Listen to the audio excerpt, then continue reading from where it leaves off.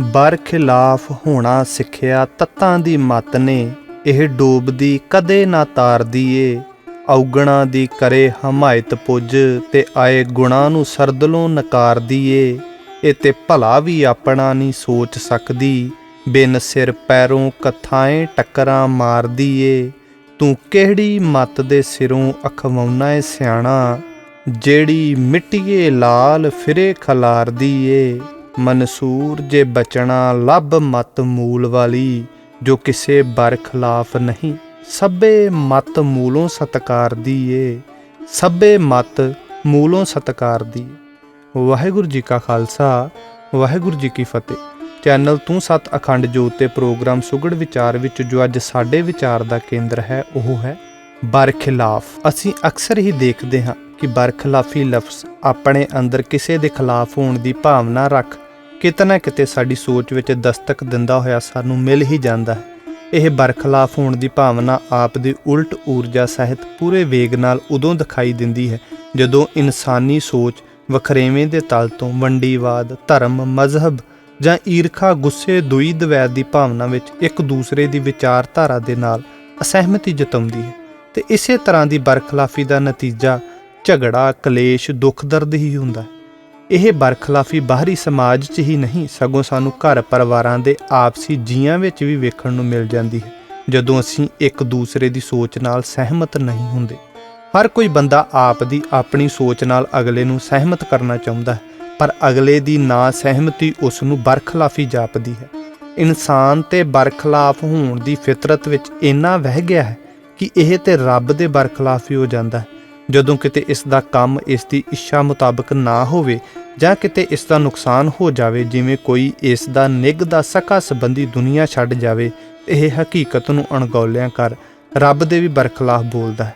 ਇਹ ਆਪਸੀ ਬਰਖਲਾਫ ਹੋਣ ਦੀ ਇਨਸਾਨ ਦੀ ਨੀਤੀ ਇਸ ਨੂੰ ਚੰਗਾ ਜੀਵਨ ਜਿਉਣ ਤੋਂ ਅਸਮਰੱਥ ਹੀ ਰੱਖਦੀ, ਕਿਉਂਕਿ ਬਰਖਲਾਫੀ ਦੀ ਭਾਵਨਾ ਵਿੱਚ ਕਦੇ ਊਰਜਾ ਤੇ ਸੋਚ ਦਾ ਤਲ ਕਲੀਅਰ ਨਹੀਂ ਰਹਿੰਦਾ, ਉਲਝਣ ਹੀ ਕ੍ਰੀਏਟ ਹੁੰਦੀ ਹੈ। ਇੱਕ ਗੱਲ ਜ਼ਰੂਰ ਹੈ ਕਿ ਜਦੋਂ ਕਿਤੇ ਇਹ ਭਾਵਨਾ ਅਨਿਆਂ ਅਤੇ ਜ਼ੁਲਮ ਦੇ ਖਿਲਾਫ ਉੱਠੇ, ਇਹ ਕਿਤੇ ਨਾ ਕਿਤੇ ਜ਼ੁਲਮ ਨੂੰ ਠੱਲ ਪਾ ਇਨਸਾਫ ਲੈਣ ਵਿੱਚ ਸਹਾਇਕ ਜ਼ਰੂਰ ਹੁੰਦੀ ਹੈ।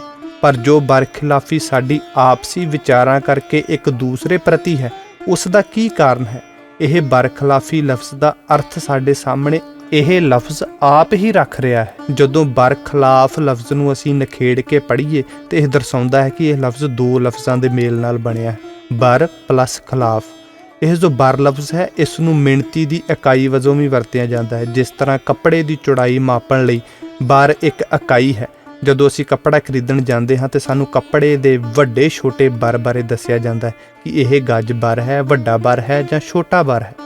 ਸੋ बर ਤੇ ਵੱਡੇ ਛੋਟੇ ਦੀ ਮਿਣਤੀ ਹੈ, ਅਤੇ ਨਾਲ ਜੋ ਖਿਲਾਫ ਲਫ਼ਜ਼ ਹੈ ਉਸ ਦਾ ਅਰਥ ਹੈ ਉਲਟ, ਭਾਵ ਵਿਰੋਧਤਾ, ਅਗੇਂਸਟ। ਸੋ ਬਰਖਲਾਫ ਲਫ਼ਜ਼ ਤੇ ਇਹ ਸਿੱਧ ਕਰਦਾ ਹੈ ਕਿ ਜਦੋਂ ਅਸੀਂ ਕਿਸੇ ਦੇ ਬਰਖਲਾਫ ਹੁੰਦੇ ਹਾਂ ਜਾਂ ਕੋਈ ਸਾਡੇ ਖਿਲਾਫ ਹੁੰਦਾ ਹੈ ਤੇ ਉਸ ਦਾ ਅਰਥ ਇਹੀ ਹੈ ਕਿ ਅਸੀਂ ਇੱਕ ਦੂਸਰੇ ਦੇ ਖਿਲਾਫ ਨਹੀਂ ਹਾਂ।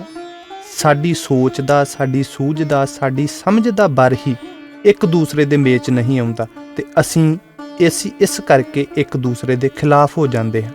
ਜੇਕਰ ਸਾਡੀ ਸਮਝ ਦਾ बर ਇੱਕੋ ਜਿਹਾ ਹੋਵੇ ਤੇ ਅਸੀਂ ਕਦੇ ਇੱਕ ਦੂਸਰੇ ਦੇ ਖਿਲਾਫ ਨਹੀਂ ਹੋ ਸਕਦੇ। ਫਰਕ ਸਿਰਫ ਇੱਕ ਦੂਸਰੇ ਨੂੰ ਸਮਝਣ ਦੇ बर ਦਾ ਹੈ ਕਿ ਸਾਡੀ ਸਮਝ ਦਾ बर ਬਰਾਬਰ ਨਹੀਂ। ਵੱਡੀ ਸੋਚ ਵਾਲਾ बर ਛੋਟੀ ਸੋਚ ਦੇ बर ਦੇ ਖਿਲਾਫ ਹੈ ਤੇ ਛੋਟੀ ਤੰਗ ਸੋਚ ਵਾਲਾ बर ਵੱਡੇ बर ਦੀ ਸੋਚ ਦੇ ਖਿਲਾਫ ਰਹਿੰਦਾ। ਇਸ ਸੋਚ ਦੇ ਤਲ ਤੇ ਲੋਕਾਂ ਨੂੰ ਨੈਰੋ ਮਾਈਂਡਡ ਤੇ ਬਰੋਡ ਮਾਈਂਡਡ ਕਿਹਾ ਜਾਂਦਾ ਹੈ ਤੇ ਇਹ ਦੋਨਾਂ ਤਰ੍ਹਾਂ ਦੇ ਲੋਕ ਹਮੇਸ਼ਾ ਇੱਕ ਦੂਸਰੇ ਦੇ ਖਿਲਾਫ ਹੀ ਰਹਿੰਦੇ ਹਨ, ਕਿਉਂਕਿ ਸੋਚ ਦਾ बर ਬਰਾਬਰ ਨਹੀਂ ਹੁੰਦਾ ਤੇ ਜਦ ਤੱਕ ਬਰਾਬਰ ਨਹੀਂ ਹੁੰਦਾ ਖਿਲਾਫ ਹੋਣ ਦੀ ਭਾਵਨਾ ਨਹੀਂ ਮਿਟਦੀ। ਹੁਣ ਇਹ ਜੋ बर ਦੀ ਖਿਲਾਫੀ ਹੈ, ਸੋਚ ਦਾ बर ਵੱਡਾ ਛੋਟਾ ਹੋਣ ਦਾ ਕਾਰਨ ਹੈ। ਇਹ बर ਬਰੋਬਰ ਕਿਵੇਂ ਹੋਵੇ? ਬਰਾਬਰ ਹੋਣ ਲਈ ਛੋਟੇ बर ਦੀ ਸੋਚ ਨੂੰ ਵੱਡੇ बर ਦੀ ਹੋਣਾ ਪਵੇਗਾ, ਤਾਂ ਹੀ ਬਰਾਬਰ ਹੋਇਆ ਜਾਵੇਗਾ, ਕਿਉਂਕਿ ਸੋਚ ਕੋਈ ਕੱਪੜਾ ਤੇ ਹੈ ਨਹੀਂ ਕਿ ਵੱਡੇ बर ਦੀ ਸੋਚ ਨੂੰ ਕੱਟ ਕੇ ਛੋਟੇ बर ਦੀ ਕਰ ਦਿੱਤਾ ਜਾਵੇ। ਹੁਣ ਸੋਚ ਦਾ बर ਬਰਾਬਰ ਹੋਣ ਲਈ ਸਾਨੂੰ ਸਮਝਣਾ ਪਵੇਗਾ ਕਿ ਅਸੀਂ ਕਿਸ ਤਲ ਦੀ ਸੋਚ ਵਿੱਚ ਜਿਉਂਦੇ ਹਾਂ, ਕਿਉਂਕਿ ਅਸੀਂ ਆਮ ਸੰਸਾਰੀ ਜੀਵ ਦੁਨਿਆਵੀ ਤਲ ਤੇ ਜਿਉਂਦੇ ਹੋਏ ਤੱਤਾਂ ਦੀ ਸੋਚ ਵਿੱਚ ਰਹਿੰਦੇ ਹਾਂ ਤੇ ਤੱਤਾਂ ਵਿੱਚ ਰਹਿੰਦਿਆਂ ਹੋਇਆਂ ਹਰ ਇੱਕ ਦੀ ਸੋਚ ਆਪੋ ਆਪਣੀ ਹੈ, ਸੁਭਾਅ ਆਪੋ ਆਪਣਾ ਹੈ। ਤੇ ਇਸ ਸਭ ਤੋਂ ਪਰੇ ਤੱਤਾਂ ਦੀ ਸੋਚ ਵਿੱਚ ਪੰਜਾਂ ਬਿਰਤੀਆਂ ਕਾਮ ਕ੍ਰੋਧ ਲੋਭ ਮੋਹ ਹੰਕਾਰ ਦਾ ਪ੍ਰਕੋਪ ਹੈ, ਜਿਸ ਕਰਕੇ ਤੱਤਾਂ ਦੀ ਸੋਚ ਵਿੱਚ ਕਦੇ ਸੋਚ ਦਾ ਬਰ ਇੱਕੋ ਜਿਹਾ ਨਹੀਂ ਰਹਿੰਦਾ, ਕਿਉਂਕਿ ਪੰਜੇ ਤੱਤ ਵੱਖੋ ਵੱਖ ਹੋਣ ਕਾਰਨ ਤੇ ਉੱਪਰੋਂ ਪੰਜੇ ਬਿਰਤੀਆਂ ਦਾ ਜਾਲ ਇਸ ਦੀ ਸੋਚ ਵਿੱਚ ਹੋਣ ਕਾਰਨ ਹਰ ਕੋਈ ਅਸਲ ਤੇ ਹਕੀਕਤ ਦੀ ਸੂਝ ਸਮਝ ਤੋਂ ਵਾਂਝਾ ਇੱਕ ਦੂਸਰੇ ਦੇ ਬਰਖਲਾਫ ਹੀ ਰਹਿੰਦਾ। ਲੇਕਿਨ ਜਿੱਥੇ ਜਿਸ ਸੋਚ ਵਿੱਚ ਆਤਮ ਤਲ ਜਾਗਦਾ ਹੈ, ਯਾਨੀ ਤੱਤਾਂ ਤੋਂ ਪਰੇ ਦੀ ਸੋਚ ਉੱਠਦੀ ਹੈ, ਜਿੱਥੇ ਅਤੱਤ ਸਰੂਪ ਪਿਤਾ ਪਰਮਾਤਮਾ ਨਾਲ ਸੁਰਤ ਜੁੜ ਕੇ ਆਪ ਦੇ ਆਪ ਨੂੰ ਅਸਲ ਮੂਲ ਦੀ ਸ਼ਨਾਖਤ ਦਿੰਦੀ ਹੈ, ਪਹਿਚਾਣ ਹੁੰਦੀ ਹੈ, ਇਸ ਤਲ ਤੋਂ ਜਾਗਣ ਵਾਲੇ ਹਰ ਇਨਸਾਨ ਦੀ ਸੋਚ ਇੱਕ ਬਰਾਬਰ ਹੋ ਜਾਂਦੀ ਹੈ। ਇੱਥੇ ਪਹੁੰਚ ਕੇ ਸੋਚ ਦਾ ਬਰ ਬਰਾਬਰ ਹੁੰਦਾ ਹੈ ਤੇ ਬਰਾਬਰ ਬਰ ਵਿੱਚ ਕਦੇ ਖਿਲਾਫੀ ਨਹੀਂ ਹੁੰਦੀ, ਤੇ ਇਸ ਅਸਲ ਸੋਚ ਦੇ ਤਲ ਤੋਂ ਜਾਗਣ ਨਾਲ ਹਰ ਤਰ੍ਹਾਂ ਦੀ ਬਰਖਲਾਫੀ ਮੁੱਕ ਜਾਂਦੀ।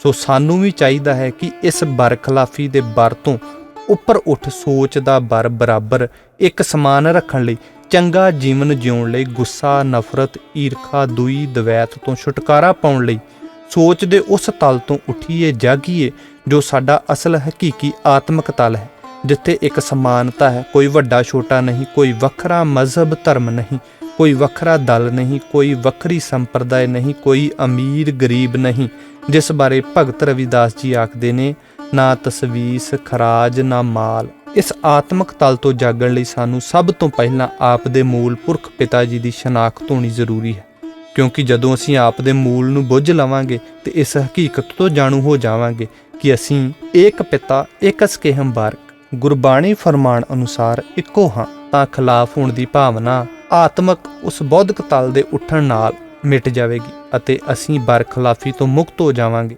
ਇੱਕ ਸਮਾਨ ਇੱਕ ਬਰਾਬਰ ਸੋਚ ਦੇ ਧਾਰਨੀ ਹੋ ਸੁਖਦ ਜੀਵਨ ਜਿਉ ਸਕਾਂਗੇ। ਵਾਹਿਗੁਰੂ ਜੀ ਕਾ ਖਾਲਸਾ, ਵਾਹਿਗੁਰੂ ਜੀ ਕੀ ਫਤਿਹ। ਸਤਿ ਸ੍ਰੀ ਅਕਾਲ।